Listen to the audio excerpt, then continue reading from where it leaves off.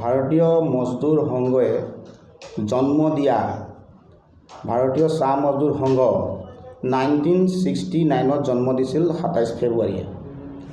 তাৰপিছত ভাৰতীয় মজদুৰ সংঘই দিয়া এফিলিয়েশ্যন ভাৰতীয় চাহ মজদুৰ সংঘই দীৰ্ঘদিনৰ পৰা চাহ শ্ৰমিকৰ হকে কাম কৰি আহি আছে।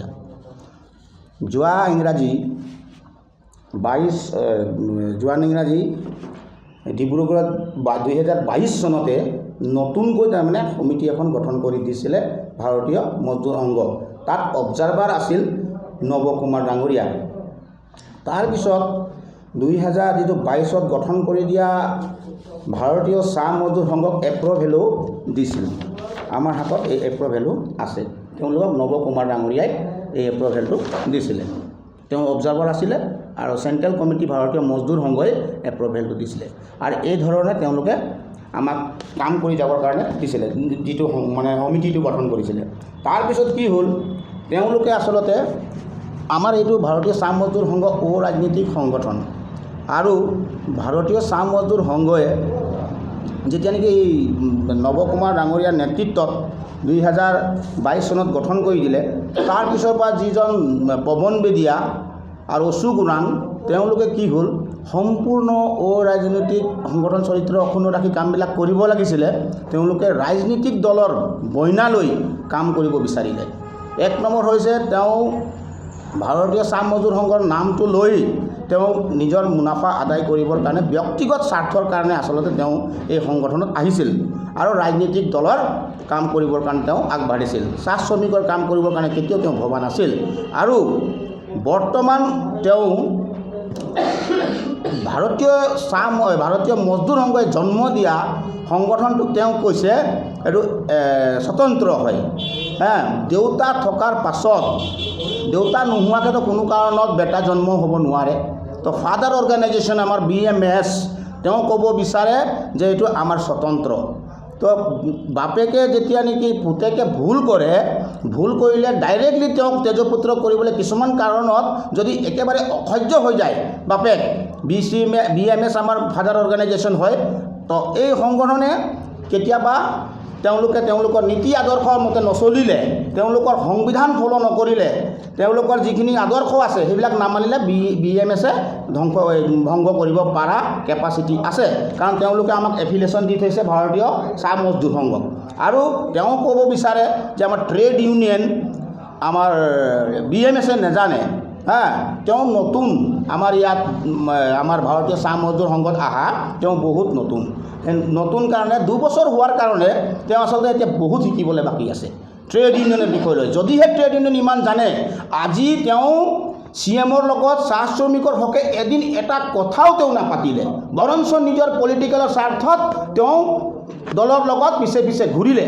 শ্ৰমিকৰ স্বাৰ্থত কাম কৰিবৰ কাৰণে আমি ভাবিছিলোঁ, কিন্তু আজিলৈকে CM ছাৰকো মহোদয়ক লগ কৰি শ্ৰমিকৰ সমস্যাৰ কথা এদিনো তেওঁ নক'লে। এতিয়া তেওঁ এই সমিতিটো নতুন বনোৱাৰ লগে লগে তেওঁ এটা কথা কৈ আছে যে আমি নিজে কৰিম, আমি এফিলিয়েশ্যনটো উঠাই ল'ম। যোৱা 6 তাৰিখে এখন সংবাদমেলত পৰ্টেল কিবা নিউজত ওলাইছিলে। তো সেইটো চাই মেলি আমি দেখিছোঁ যে তেওঁ চাহ শ্ৰমিকৰ মাজত বিভ্ৰান্তি সৃষ্টি কৰিব লৈছে। এইটো বহুত দুখৰ কথা। আৰু তেওঁক প্ৰত্যাহ্বান জনাইছোঁ, যদি তেওঁৰ হাতত এনেকুৱা অৰিজিনেল ডকুমেণ্টছবিলাক আছে, ভাৰতীয় মজদুৰ সংঘৰ ভাৰতীয় চাহ জন্ম দিয়া দত্তপান ঠংৰিজীয়ে দিছে আমাৰ ভাৰতীয় চাহ মজদুৰ সংঘক জন্ম। আৰু সেইকাৰণে আমি আচলতে আপোনালোকে জানে নতুনকৈ যি সমিতি গঠন হৈছিল, সেই সমিতিটোৰ যিবিলাক কৰ্মকাণ্ড বাৰম্বাৰ তেওঁলোকে ন'টিছ দিলে তেওঁলোকে এটাও উত্তৰ দিবলৈ তেওঁলোকে নগ'ল।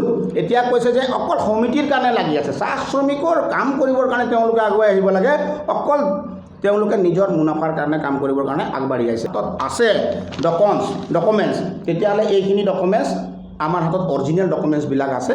ভাৰতীয় মজদুৰ সংঘই জন্ম দিয়া ভাৰতীয় চাহ মজদুৰ সংঘ, আমি তেওঁলোকৰ যিবিলাক তেওঁলোকৰ নীতি নিয়ম আছে, তেওঁলোকৰ সংবিধান আছে, আমি ফ'ল' কৰি আচলতে আমি চাহ শ্ৰমিকৰ জ্বলন্ত সমস্যাৰ হকে আমি মাত মাতি যাম। আজি এই সংবাদমেলত যি গধুৰ দায়িত্ব মোৰ ওপৰত অৰ্পণ কৰিলে, সেই গধুৰ দায়িত্ব মই আখৰে আখৰে পালন কৰিম বুলি আজি আচলতে তেওঁলোককো আমি কৈছোঁ। তেওঁলোকে চাহ শ্ৰমিকৰ কাৰণে বিনা স্বাৰ্থে কাম কৰক। তেওঁলোকে এই সমিতিত যিটো ট্ৰেড ইউনিয়ন বহুত জানো আমি সব জানো, এইবিলাক কৈ থাকিলে নহ'ব। 121টা সমস্যা চাহ শ্ৰমিকৰ মাজত আছে, কিন্তু এটাও কথা আজিলৈকে CM ছাৰৰ লগত ভাল ধৰণে তেওঁ ডিছকাছ কৰা পৰিলক্ষিত নহ'ল। বৰঞ্চ তেওঁলোকে ৰাজনৈতিক দলত প্ৰৱেশ কৰি আমাৰ ভাৰতীয় মজদুৰ সংঘৰ লঘু বদলি কৰি দিলে। যিটো লঘু আছে আমাৰ ভাৰতীয় চাহ মজদুৰ, আমাৰতো ৰাষ্ট্ৰহিত, মজদুৰ হিত, উদ্যোগ হিত। আমি ৰাষ্ট্ৰকো চাব লাগে, উদ্যোগকো চাব লাগে, মজদুৰ চাহ শ্ৰমিককো চাব লাগে। কিন্তু তেওঁলোকে এই লঘু বদলি কৰি তেওঁলোকে চাহপাতৰ লঘু লগাই দিলে। যিটো নেকি আমাৰ লঘু আছে সেই লঘুবিলাক বদলি কৰি দিলে। সেইকাৰণে আচলতে কি হ'ল, সংবিধান বিৰোধী কাম কৰাৰ কাৰণে আৰু ৰাজনৈতিক দলত প্ৰৱেশ কৰি তেওঁলোকে নিজৰ চকী দখল কৰিবৰ কাৰণে তেওঁলোকে থকাৰ কাৰণে ভাৰতীয় মজদুৰ সংঘই 22/9/2024 গুৱাহাটীত কাৰ্যনিৰ্বাহক সভাত তেওঁলোকক ভংগ কৰিলে। আৰু নতুনকৈ সমিতি 1/12/2024 গোলাঘাট জিলাতে গঠন কৰি আজি সমগ্ৰ অসমৰ চাহ শ্ৰমিকৰ হকে কাম কৰিবৰ কাৰণে আমাক দায়িত্ব অৰ্পণ কৰিলে। আৰু সেই দায়িত্ব আমি আখৰে আখৰে পালন কৰি যাম। আৰু আমি এটা কথাই তেওঁলোকক প্ৰত্যাহ্বান জনাইছোঁ, চাহ শ্ৰমিকৰ ওপৰত আচলতে কাম কৰিব লাগে। এনেধৰণৰ নাটকবাজি কৰি কিনি এই ট্ৰেড ইউনিয়ন মই জানো, মই বহুত জানো, এইবিলাক কৈ পিনি লাভ নাই। চাহ শ্ৰমিকৰ জ্বলন্ত সমস্যা তেওঁ সমাধান কৰিবলৈ লগে ভাগে মিলি তেওঁলোকে কাম কৰিবলৈ আমি ইয়াৰ পৰা আমি তেওঁলোকক এটা বাৰ্তা প্ৰেৰণ কৰিছোঁ, যাতে চাহ শ্ৰমিকৰ প্ৰতি লুকা-ভাকু নেখেলি চাহ শ্ৰমিকৰ জ্বলন্ত সমস্যাখিনি তেওঁলোকে কিন্তু ইয়াত আখৰে আখৰে পালন কৰিবৰ কাৰণে আমিও অনুৰোধ জনাইছোঁ, আমিও তেওঁলোকক আহ্বান জনাইছোঁ। চাহ শ্ৰমিকৰ কাম কৰক আপোনালোকে। এই ট্ৰেড ইউনিয়ন আৰু ৰাজনৈতিক দলত থাকিলে আপোনালোকে একো কাম কৰিব নোৱাৰে। ৰাজনৈতিক দলত আপোনালোকে প্ৰশ্ৰয় ল'লে কি কৰিব, আপোনালোকে সদায় কাৰোবাৰ মানে ছত্ৰ ছায়াত নাচি থাকিব লাগিব। সেইকাৰণে আমি আজি সংবাদ মেল দি আপোনালোকৰ আগত এটাই কথা স্পষ্ট কৰিছোঁ, পৱন বেদিয়া ডাঙৰীয়া, অশোক ওৰাং ডাঙৰীয়া, আপোনালোকে আমাৰেই মানুহ, আমাৰে জাতি বচাবৰ কাৰণে আহিছে। কিন্তু এই সংবিধান বিৰোধী কাৰ্যকলাপ লিপ্ত থাকিলে BMSও কেতিয়াও আপোনালোকক সোধাই নেৰে।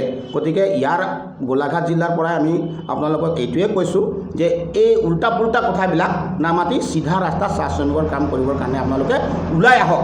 আৰু ভাৰতীয় যি মজদুৰ সংঘক কি জানে কি নাই বিভিন্ন ধৰণৰ প্ৰশ্নবিলাক উত্থাপন নকৰি আপোনালোকে এই আমাৰ ভাৰতীয় চাহ মজদুৰ সংঘৰ যিটো গঠন কৰি দিয়া সমিতি, আপোনালোকে দুবাৰা যাতে ইয়াৰ কথাবিলাক উত্থাপন কৰি পৰিৱেশবিলাক চাহ বাগিচা গাঁও অঞ্চলত বা অসমত পৰিৱেশবিলাক বিনষ্ট যাতে নকৰে। এইটো পৱন বেদিয়া ডাঙৰীয়া। তেখেতে এতিয়া তেওঁলোকে আমাৰ প্ৰাক্তন সম্পাদক আৰু তেওঁ কিবা চাহ জনগোষ্ঠী মৰ্চাৰ জেনেৰেল ছেক্ৰেটাৰী হয়। বিজেপিৰ ভাৰতীয় জনতা পাৰ্টীৰ তেওঁ চাহ জনগোষ্ঠী মৰ্চাৰ তেওঁ এজন কি এইটো আমাৰ চাহ জনগোষ্ঠীৰ মানে চাহ মৰ্চাৰ তেওঁলোক দায়িত্বত আছে। আৰু দায়িত্বত আছে, ঠিকেই আছে, থাকক। তেওঁলোকে এটা কৰক, ডু ওৱান। আমি কৈছোঁ যে তুমি এটা কৰা, ইয়াৰ ৰাজনৈতিক দলত তুমি যোৱা সম্পূৰ্ণভাৱে, নহ'লে তোমালোকে এই BCMS কৰা। আৰু এটা কথা, এই যিটো নেকি আমাৰ BCMSৰ যিটো আদৰ্শ লক্ষ্য, এইটো আমি সকলোকে আগৰ পৰাই ভাৰতীয় চাহ মজদুৰ সংঘৰ কথা কৈ আছোঁ। ভাৰতীয় মজদুৰ সংঘই জন্ম দিছে। এই জন্মদাতা দেউতা যেতিয়া নেকি আমি বাৰম্বাৰ কৈছোঁ, যেতিয়া নেকি আপোনালোকে দেউতাই যেতিয়া ভুল কৰে, এই পুতেকে যেতিয়া ভুল কৰে, তেজপুত্ৰ কৰি দিবৰ কাৰণেও কেতিয়াবা বাধ্য হৈ যায়। সেই আইনটো আচলতে কোৰ্টতো আছে। যেতিয়া নেকি পুতেকে যেতিয়া ভুল কৰে, বিভিন্ন ধৰণৰ ভুল কৰি থাকে, অসহ্য হ'লে কেতিয়াবা দেউতাও মানে তেওঁক তেজপুত্ৰ কৰিব পৰা এটা কোৰ্টত এটা আইন প্ৰণয়ন কৰা আছে। গতিকে ভাৰতীয় মজদুৰ সংঘই কাক ক'ব? 3বাৰকৈ ন'টিছ দিলে, ন'টিছ দিয়াৰ পিছতো তেওঁ নামানিলে, একো তেওঁ উত্তৰো নিদিলে। গতিকে ভাৰতীয় মজদুৰ সংঘই 22/9/2024 অলৰেডি গুৱাহাটীত ভংগ কৰিলে কমিটিত। নতুন কমিটি চাহ শ্ৰমিকৰ হকে কাম কৰি যাবৰ কাৰণে দায়িত্ব দিলে। ট্ৰেড ইউনিয়নৰ প্ৰশ্নবিলাক, বিভিন্ন ধৰণৰ প্ৰশ্নবিলাক সুধি মেলি ইয়াত চাহ শ্ৰমিকৰ ওপৰত বিভ্ৰান্তি আনিব নালাগে।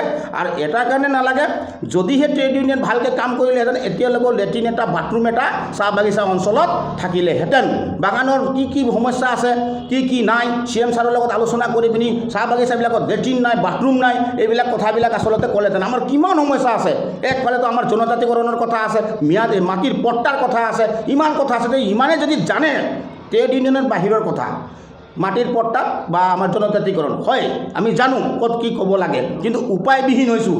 এতিয়া শ্ৰমিকক লৈ পিনি বিভিন্ন ধৰণৰ আমাৰ আচলতে এই মানে সমস্যা আছে গতিকে এই সমস্যাখিনি আমি অনুৰোধ জনাম লাহে লাহে CM ছাৰকো আমি কথা পাতিম আৰু CM ছাৰকো আমি লগ কৰিম আৰু ধুনীয়াকৈ আমি কথাবিলাক স্পষ্টভাৱে আমি বুজাম যিকোনো খবৰৰ বাবে যোগাযোগ কৰক 7099017330 লগতে 7099017110 নম্বৰত